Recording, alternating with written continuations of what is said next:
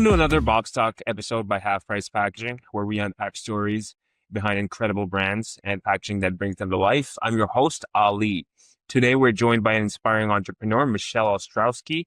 She is the founder of Bug Bite Blaster from Steamboat Springs, Colorado. Michelle has taken her love for the outdoors and turned it into a brand that's helping families, adventurers, and even pets find natural relief from bug bites, stings, and more. Michelle, I'd like to welcome you to Box Talk, and it's great to have you here. How you doing, ma'am? It's great to be here. Thank you very much. I'm doing well. Absolutely, Michelle. I've been doing a little research on your brand, and your company is taking off, and it's growing at a very good rate. So, tell us about Bug Bite Blaster. What is it? So, Bug Bite Blaster is an all-natural bug bite recovery balm that takes the pain and itch out of a bug bite. And while we set out for a bug bite and nailed it, we have learned just by having it out on the market and customers coming back to us, we've learned that it is also amazing on plant rashes. It is providing instant relief for poison oak and poison ivy. Uh, Last year, I had 4 people come to me and tell me that it stopped the production of a cold sore. It comes in a chapstick style container. So you can't put a product in something like that, not let it be safe for lips. So yeah, 4 people came to me and said, I was getting a cold sore and it stopped developing once I was putting the Bug Bite Blaster on it. It is great for burns. I love to cook, and so I keep one in my kitchen. And if you burn yourself, you get it on there, cold water, obviously right away, and you get it on a on a burn quickly enough. That hit It me not only hard. will take the pain out of that, but it will usually prevent that weird brown scar that happens. So it's neat to have this out on the market and learn that while we did a great job at what we were setting out for, we actually overachieved in areas that we weren't even like aiming for at the time. It's glad that you mentioned that it's doing a lot more than it was supposed to, because you made it specifically to fix your customers' bug bite itches and whatnot. But it's cool that you mentioned cold sores and whatnot and other relief too, especially from poison ivy. How did you find that out? Like Yeah.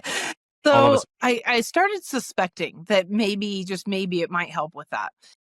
And interestingly enough, we were at a trade show in Denver, Colorado, of all places, where there is no poison oak and poison ivy.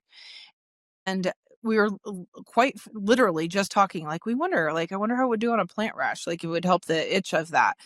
And I kid you not, somebody walks by our booth and they say, well, will it help poison oak or ivy? I can't remember which was first. And I said, I don't know. Let's find out. And so we put some on him, and she's like, oh my gosh, like it feels better immediately. And so I was really excited about it. And then 3 minutes later, somebody else comes walking by. Does it help poison oak or ivy, whichever was the opposite of the first? And I'm like, well, it just helps the one. Let's see. And they said the same thing, like immediate relief. And so we're like, this is really, really great. Then a few months later, we were in Michigan pitching to Meijer's grocery store chain. And we went out to dinner, and as people do, the waitress said, oh, what are you in town for? And we told her, and she goes, oh my gosh. She goes, I have the worst poison ivy.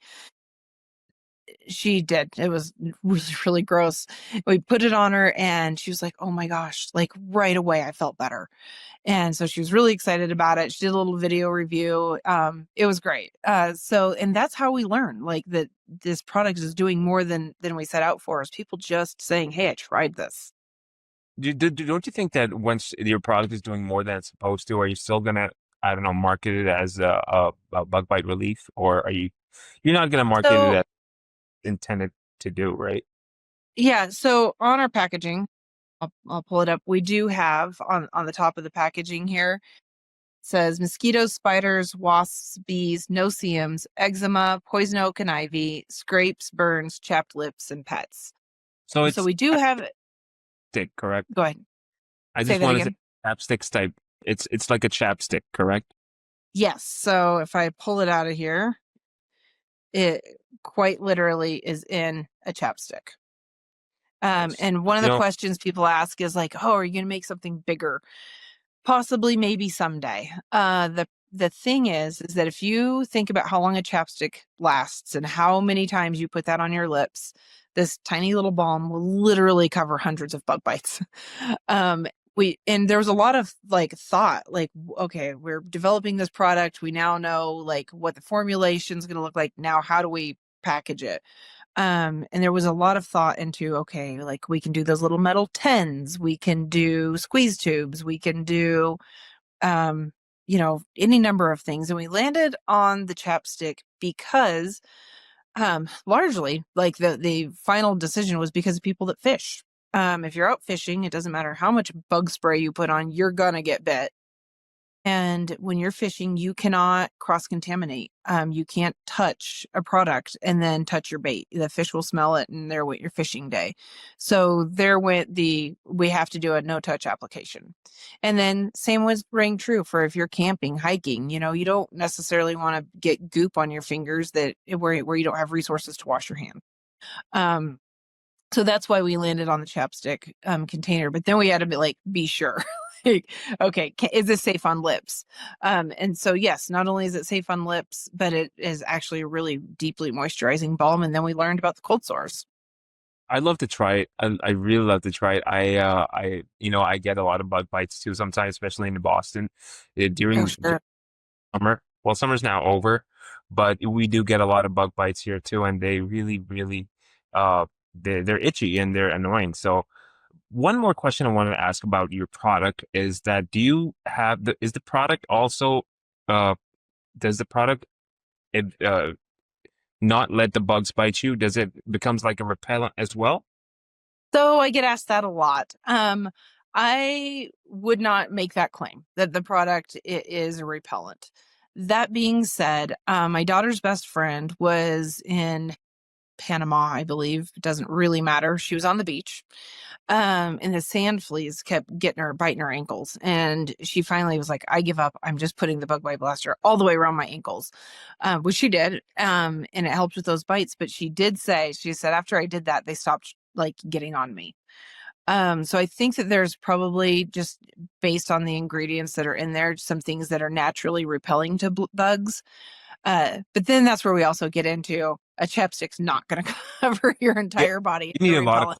for that for sure. But I would say like if you have a place that the bugs are just really like aiming for it, try it. It's not going to hurt you.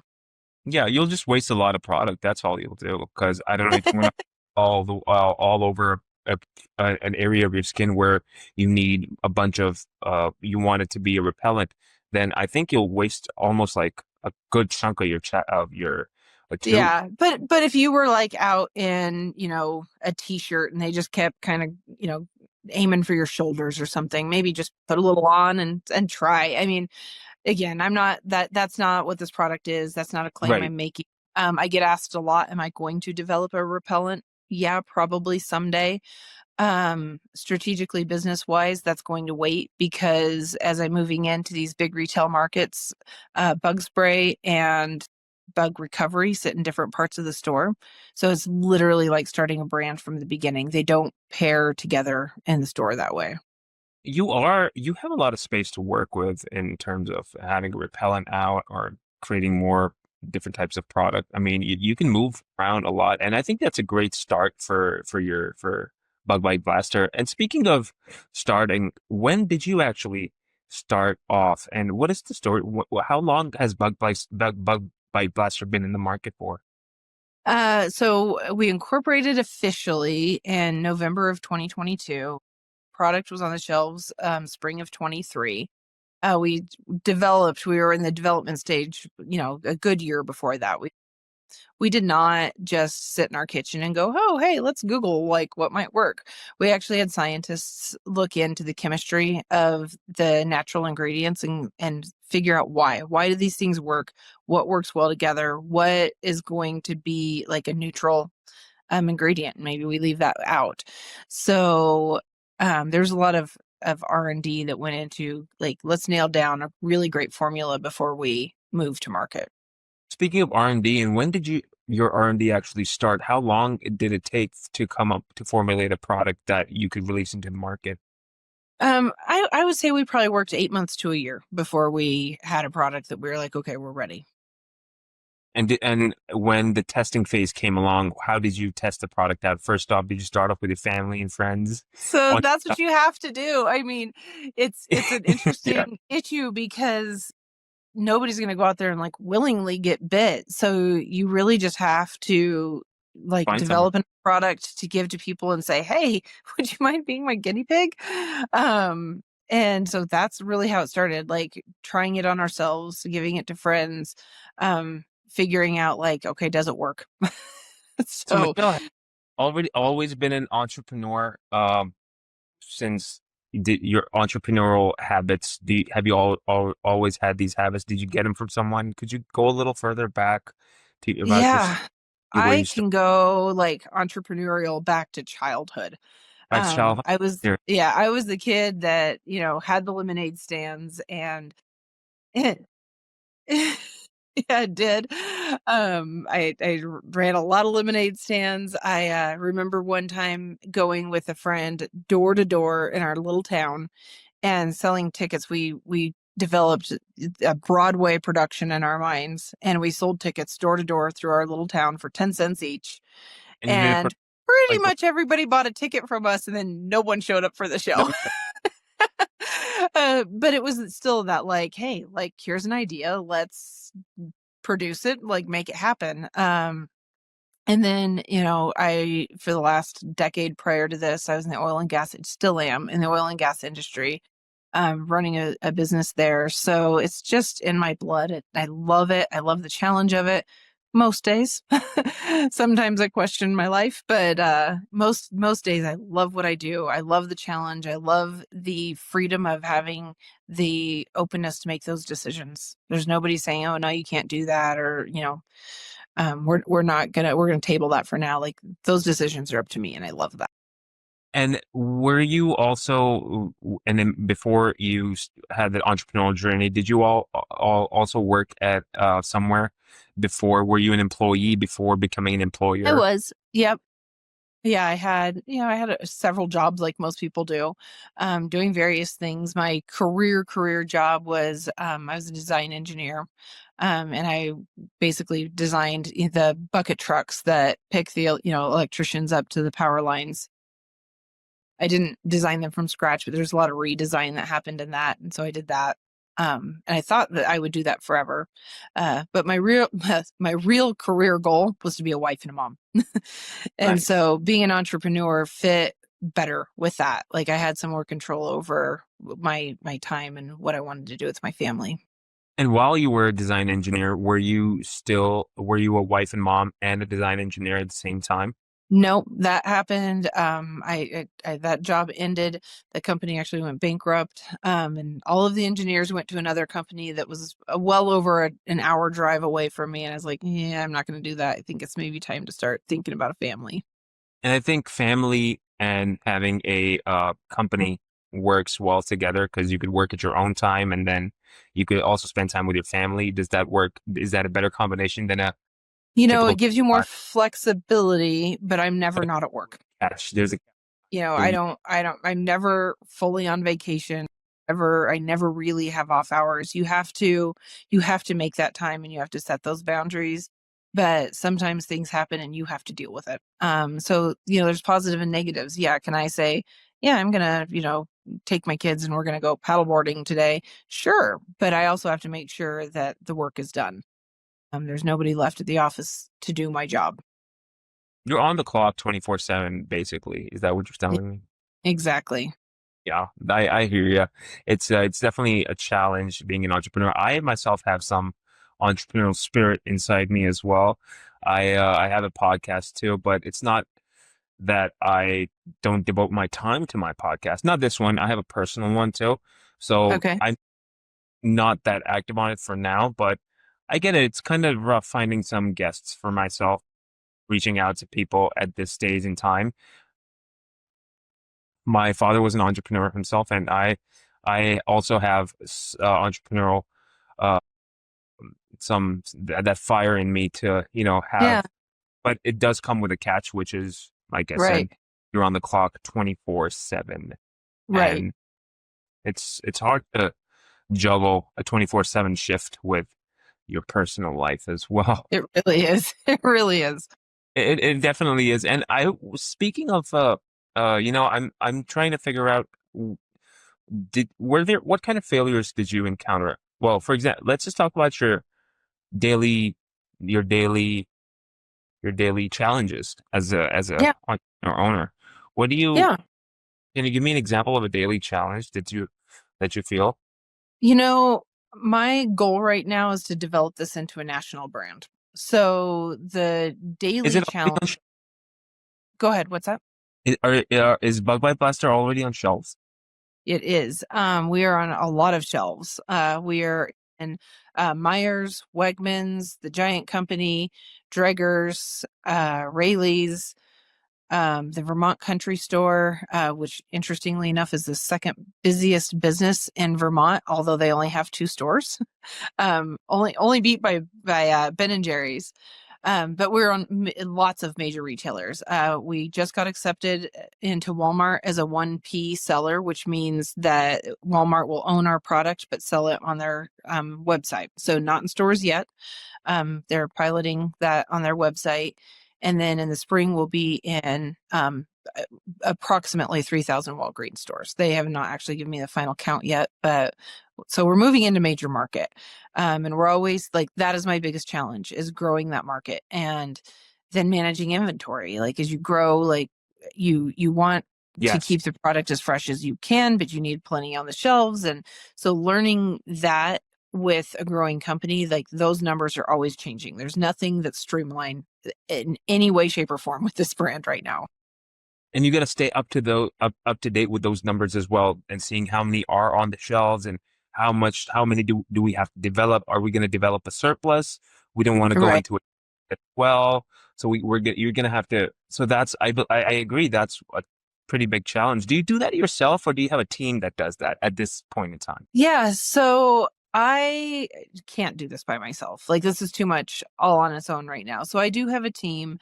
Um, and I have a lot of mentors. So there's, people that I can bounce off of. I also join a lot of entrepreneurial groups, which of course don't get into the intricacies of the business, but those are huge supports for like, hey, how is business going? Well, like, have you thought about this idea? Oh, did you hear about this new law?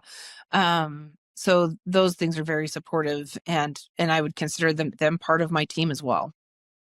They definitely provide you a lot of support, even though they don't tell you the specifics, but they trigger something in you, and you're like, okay, I'm gonna apply that type of thinking to the specifics of whatever I'm trying to juggle.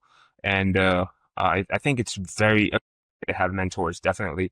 So, do you also have Bug Bite Blaster online on your website? Like I've seen that. Yes. Yep. We can You can go buy to it. bugbiteblaster.com. It's online. And we sell a 1 pack and 2 pack.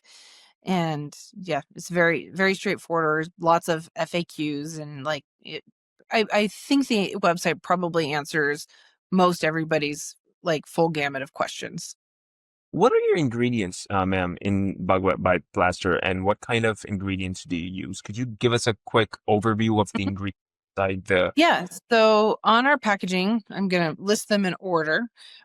All of the ingredients are organic. So What we've got olive oil, beeswax, shea butter, hemp oil, hemp extract, and then our proprietary blend. In the what is proprietary blend, yeah, we want now? if you were to Google like all natural bug bite relief, you're going to find things like lemongrass. You can literally smell the lemongrass in this product. Those are the things that are in there. They're all natural botanicals. They're all botanicals that are well known. But yeah, we keep our blend proprietary because What I asked you? I was yeah, just we're of a growing brand, and we did a lot of research and science into this, and we're gonna course. keep that to us. Obviously, that was actually intended as a joke to tell you. I was expecting you to just laugh it off, but no, that is that it's great. It's secret sauce. Don't want to spill it out. Yeah. Yeah, and So I am very happy to talk to people about why we have the proprietary blend. I don't want to be like, "Oh, I'm not going to tell you anything." I think people need to understand why it's there, and it's not to try to conceal anything from you. It's because we put a lot of time and effort into this. You can't patent a blend like this, much like you can't patent a spaghetti sauce. I understand. It's in the word itself, proprietary. And Right. I think I'm sorry if I asked, but it Oh, you're was fine. No, it's a good question. because proprietary means it's patented, or proprietary mean it's like just it's It something just that's means it's proprietary. So again, like, you can't patent this. Like if you went into your kitchen today and you created the best spaghetti sauce of all time, you cannot patent your spaghetti sauce because spaghetti sauce already exists. It's already a thing. But you can say this is our secret sauce. Like this is grandma's, secret recipe. yeah. Um, but you can't, if you were to patent it, then you like block all people out of making spaghetti sauce, and you can't do that. Something of a patent would be like the Bug Bite Blaster name, which is Yeah, explained. that's a trademark. So it is trademarked. Yes. Correcto. Nice, Michelle. It's you know what? I'm so glad that I have you here because it's great. You know, I'm enjoying this. So the ingredients you said are all natural, organic ingredients, Hmm. and what about your competition? Because about the the the mosquito and bug the market. What's your take on that market, and Great what question. what is your take on that? Okay, so competition. If you go online, you will find a few other natural products. I'll be honest, I haven't tried them, so I can't speak to whether or not they're effective.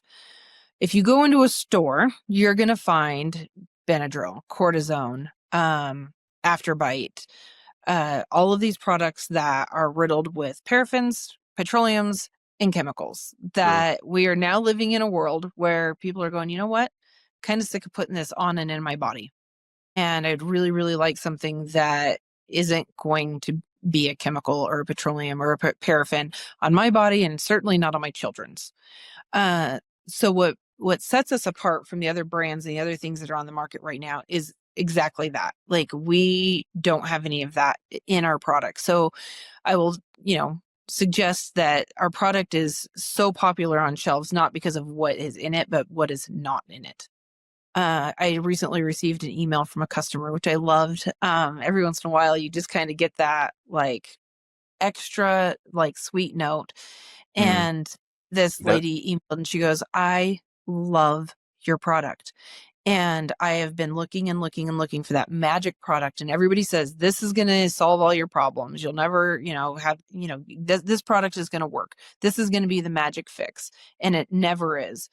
And she said, I went into Myers and I saw your product and I like natural things. So I bought it amongst other things. And I'm so glad that I used yours first because it worked. Like it really, really worked. And not only did my swelling go down, but my itch went away, but it didn't come back. So that's really the biggest difference of this product is of the products that I have used, and some of them are more effective than others, but I personally have not used one where it fixed the problem. Like 10, 15 minutes later, you're itching again. So 9 out of 10 people, first application, one and done, they're good. Uh, on a bite that is fairly new. If you have a bite that is really severe, like a really bad spider bite, a bee or wasp sting, it's going to probably take more than one application. That's a lot of poison going on there. If you have a bite that's been sitting there for 2 days, it is going to take time and it is going to take more applications. That poison has had 2 days to seep into your skin, and the product needs the opportunity to catch up with that. But on a mosquito bite, same day, 9 out of 10 people come back to me and say they literally don't even have a mosquito bite the next day. oh yeah, Um, from mosquito bite for sure, but other bites does take its sweet time. More Not deadly. necessarily like a no-see-um. It'll go pretty quickly. Like a less venomous spider, it'll go pretty quickly. But if you just have a really bad one, I mean, let's be fair. Like Yeah, you got something really bad, it needs more than want a one and done. So you just have to be fair with the product, give it a chance. And if you keep going, um, most of the time it will end the problem. Like once it catches up and it does its job, usually it's done. Sometimes it's just really bad, occurrence that happened to you. It's going to take, you're just going to want to keep it with you. Yeah, and that's a great kudos to your R&D team for doing that. I'm sure that they've done their due diligence and created such a great product that cures the problem, and that's the goal, to cure it rather than to treat it. We don't to come back 20 minutes later. We want it to stay put and stay off and stay far away as possible. So Yeah. your R&D team did a great job. They developed a great formula, and that's why you are growing. That's why the growth is happening. But what do you have to say? Because I love your marketing a lot. I love it. It's great. It's super sweet. It caters. It's eye-catching. What do you have to say? And how did you come up with that marketing, that green theme, and that bright color? How did Yeah. you come up with that? Did you come, So great. or was it a team? Yeah, it was mostly my husband and I. Nice. You start talking about developing a product, and it's a lot of talking. Like right in again goes back to that conversation of like, what container do you put it in? How do you package it? What box does it go in? The green came with, okay, this is going to be a teeny tiny little thing in comparison to a ginormous box store. There are literally tens of thousands of products on the shelf, and it you need to do something that catches the eye, something that Mm, says, "Oh, hey, that I see that," yeah. because products get lost into a sea of products. And furthermore, I wanted something that a customer bought it and then they thought, oh, I liked that. What was that? Like, I don't remember. It was in that green box. Or they tell their friend, oh, hey, I got this product called Bug Bite Blaster. It comes in this green box. All they remember is green box. So it just makes it easier for the customer to have that association with what am I buying? You see a Coke can, you don't need to see the word Coke on it. You know what it is. And just trying to make it more marketable to me, but also easier on the customer. And I think the green color, it's great for kids as well. The kids look at it, Love it. it's very kid friendly. And I think that's a great, So kids are we victims of mosquito bites a lot. Right. Yeah, they do. We sell this at our local farmers market, and we have them out there on the table, and kids are like, "What's that?" They really truly are attracted to it. And the kids, that's another thing. You can put this in your kids' pocket and they go out and play in the backyard. They're out on the soccer field, they're over by the pond. This is something you can give to your kid. They can apply it. You're not worried that, oh my gosh, how much, cortisone did my child just rub into their skin? You can feel confident that they can have it with them when they're out and about. I think it markets very successfully to kids. I think especially with kids, putting good stuff on their body is very important for them because I would say they're still developing, and the Right. less bad stuff goes into the body, the better it is. So I think Absolutely. as opposed to a fisherman, opposed to a kid, an adult fisherman, it works for that person too. He doesn't want to cross contaminate. Plus, I think if you're doing an outdoor stuff, hiking, camping, it's good for that as well. Because whenever you're going outdoors, portable stuff and mobile things, products works best for in situations when you're doing outdoor activity. So I think that's a great Right. idea rather Well, and than again, yeah, when you're outdoors and you're camping, you're hiking, you're taking chapstick with you. yeah, Um, you're and not taking so a so now, jar yeah, with now dirt. you've got one thing, you throw it in your pocket. It's taking care of more than one problem that you're having while you're out there. Um, so again, like a lot of conversation about, okay, like how would a customer use this? What situations are they in when they use it? How is it going to make it easiest for the customer to use it? You don't think about that when you buy a product from a store, but especially when you're having those conversations, you go into a store and you look at everything and overanalyze it. You know what, Michelle, I could definitely see your product at a Dick's Sporting Goods or a sports store. You know Yeah. those stores like uh I forgot the big one, but something like a Dick's would Yeah, be picture it because it's definitely more suitable for that market too. I feel yeah. like it. We are excuse me. We are hold on, I need a water. Oh, I can drink too. Sorry, yeah, go ahead. I could use a water myself.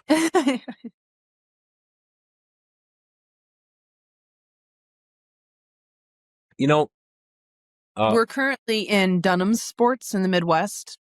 And we are working on getting into other markets. I'm trying to get contacts into Cabela's and Bass Pro Shops, yeah, Dick's Sporting Bass Goods, Pro REI. Um, REI, yes. it is REI. I love REI. really, yeah, everybody loves REI. It is very challenging to get in front of buyers of these Really? big companies. Very challenging. These Why? companies protect their buyers uh, very, very well because everybody thinks they have the best product that belongs in these stores, right? So they're inundated with like, hey, look at our brand, check us out. So it takes a lot of time, strategy, and effort. And I have worked through like a platform called Range Me, which puts buyers and sellers together. I've done ECRM meetings, which is I describe it as speed dating for business. You sit down with the actual buyer, you get about a 10-minute slot, give or take, depending on the ECRM, and you pitch your product. But you get to actually meet a buyer and have their contact information and start that narrative. I've hired a broker. We're in UNFI as a distributor, and I've hired a broker for that. And so I'm using his contacts, obviously, or he's using his contacts to reach out to the companies he already does business with. But you don't just walk up to a store and call corporate and say, hey, can I talk to your buyer? I have this great brand, you guys should buy it. It does not work like that. It doesn't. I mean, No, try it. not at all. Never know. Oh yeah, you try it. That works great in a mom and pop shop, but in the big corporate buildings, like, or companies, they literally are looking at thousands and thousands and thousands of products. Yeah, they probably if you do a walk into a REI or something, they're probably gonna say, "Hey, listen, call a corporate office," and then you just get stacked underneath a big pile, probably. Well, what happens, I can tell you what happens at REI. Really? REI sends you to their website and you apply to be in their store online. You can apply once a year. I did apply for REI and actually had a friend that worked for Smartwool and said, hey, like, some of these buyers, like, let me know, like, what do they need from me? How can I make this easier for them to look at this product? And she said, hate to tell you this, but REI is on a freeze right now. They're not buying anything new. So submit it, but you're not going to get in. And sure enough, I submitted it, did not get in. So I need to resubmit to REI. And that's just the way that it goes sometimes, as with all companies. Sometimes they're just like, you know what, we're putting a pause on things right now. And you, as a seller, have no idea that that's going on corporately with them. It's I want to ask, what's your next step for Bug Bite Blaster in terms of anything, in terms of R&D, in terms of marketing, in terms of other back So end stuff? I think probably the next biggest step is that we're working for exports to move into Central America. Central Uh, America.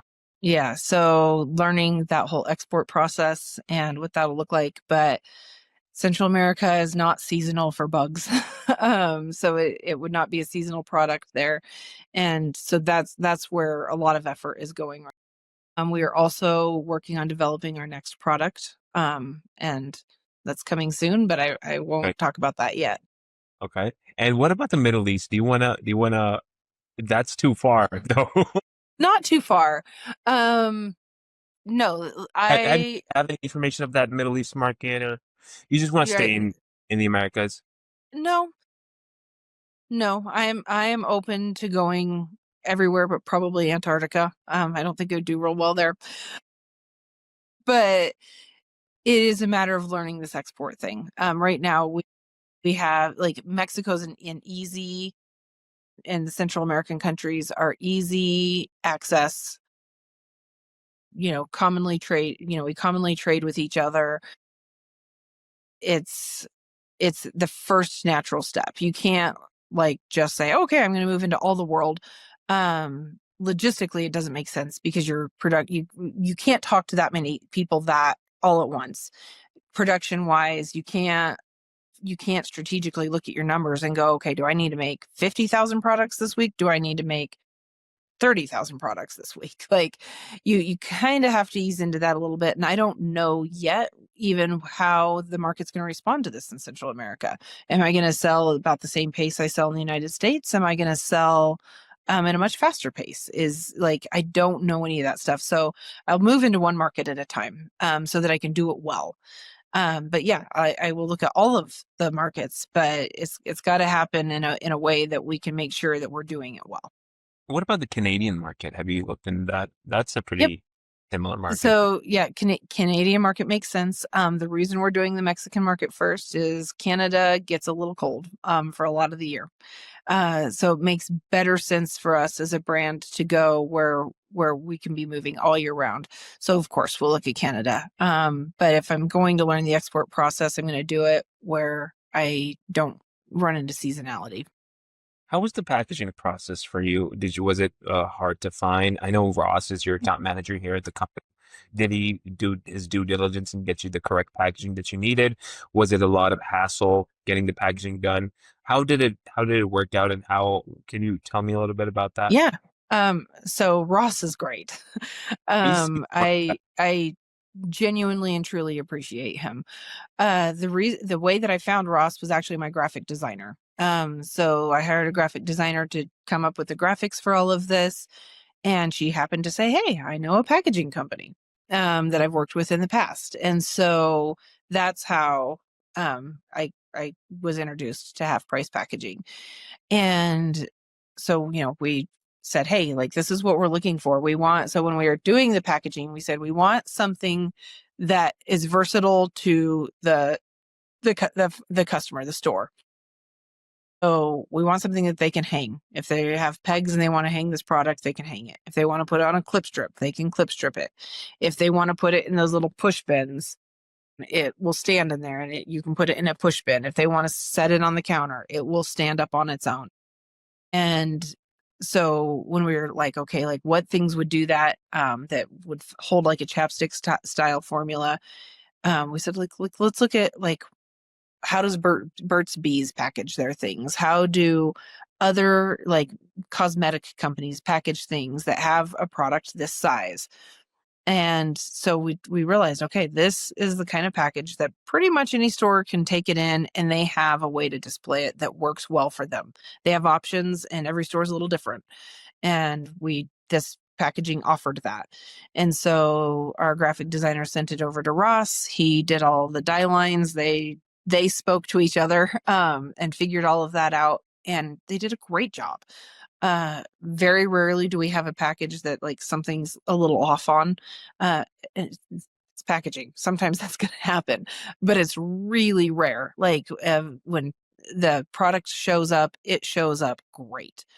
It's durable. I don't feel like it's flimsy where you're like, oh my gosh, this is just junk, but it's not so much packaging that you're just filling a landfill with packaging. So it's great. I mean, I absolutely am thrilled with how the packaging's turned out. It's just the right amount of good colors on it, and the hang tab option is really great too. You could put it anywhere, honestly. In a grocery store, you could not even hang it. You could put it in a display box too.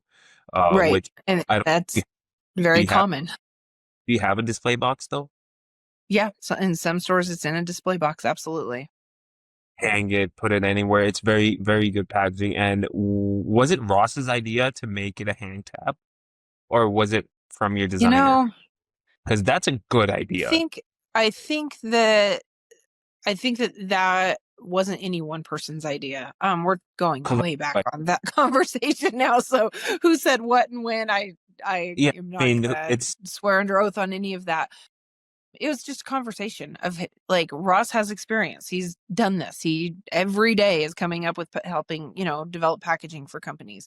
My graphic designer has experience with this. I'm a shopper. I've bought things. I know like yeah. what I would like to see. So I think that was really just a lot of conversation of, hey, what's going to work? How will it work?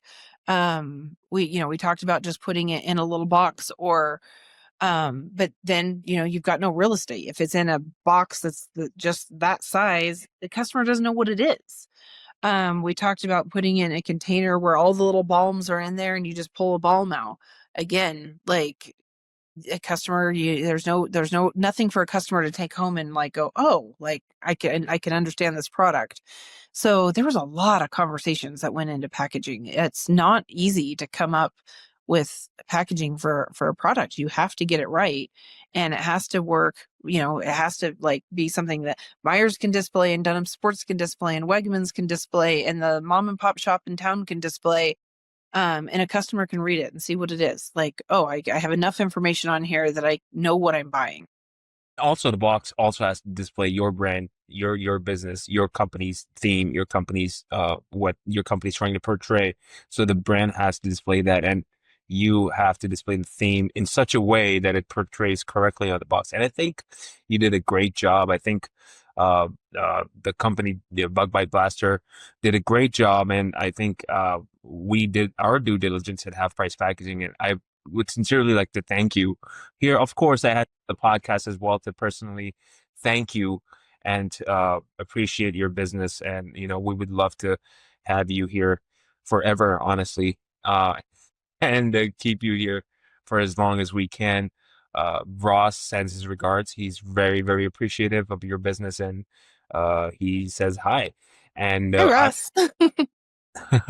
I'll definitely deliver the message, and he will see the podcast before it goes out. So I'll let him know. Lovely. I'll Yeah. also No, he really truly is. He's phenomenal to work with. He gets back to you very quickly. He's he is very direct in his answers. I am a very direct person. Like I do not like long-winded emails. I don't want to hear excuses. I don't want to like he just says, here's how it is. This is what I can do. This is why I can do it. Great. So I love that he is easy to work with. He doesn't just kind of hem haw around and I'll get back to you next week. And then he's got great ideas and he's willing to offer them. And say, hey, have you thought about doing this? Or we could do this. Like he's really, really great.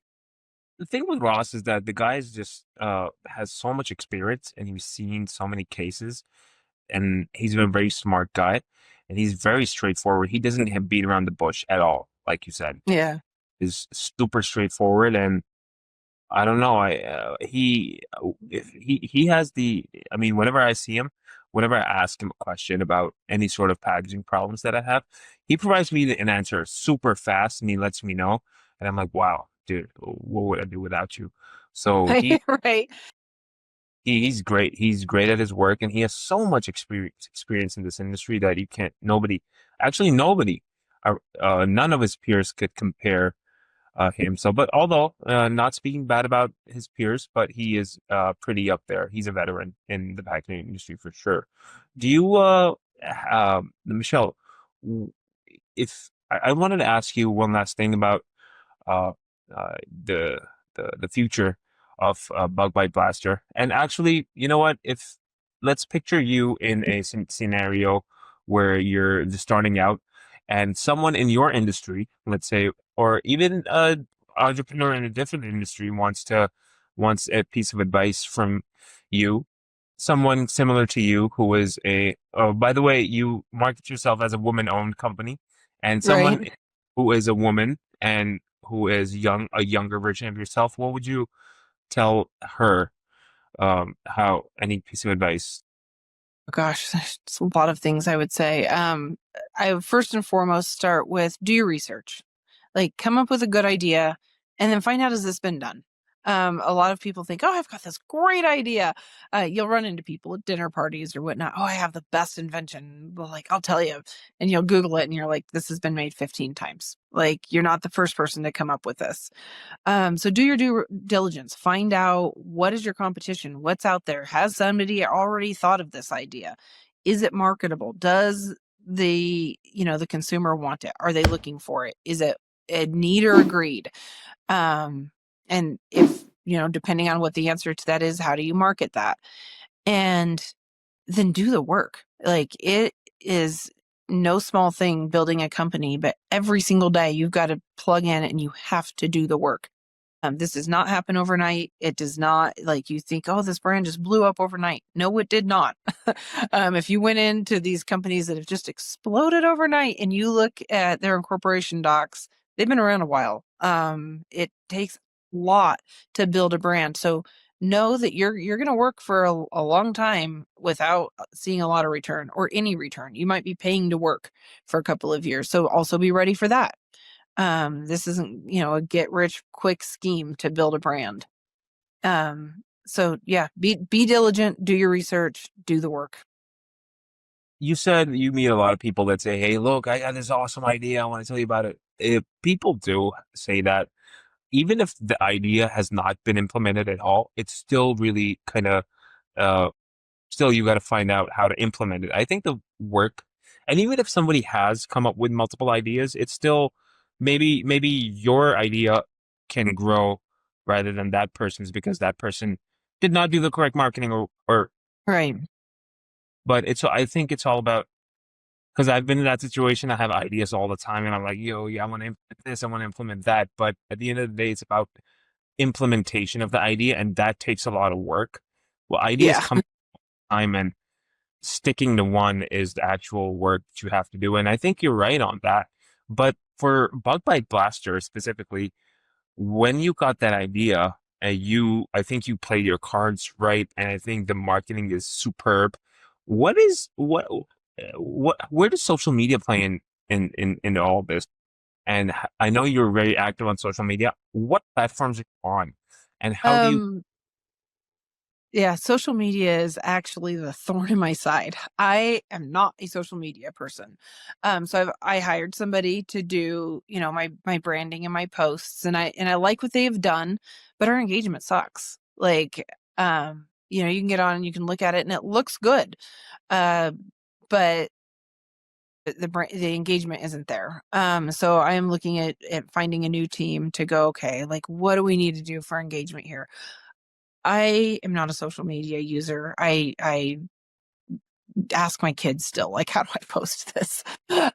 So that is not my expertise. And understanding what you're not good at is really, really important. And finding people that are to do it is really, really important. I could sit and learn social media.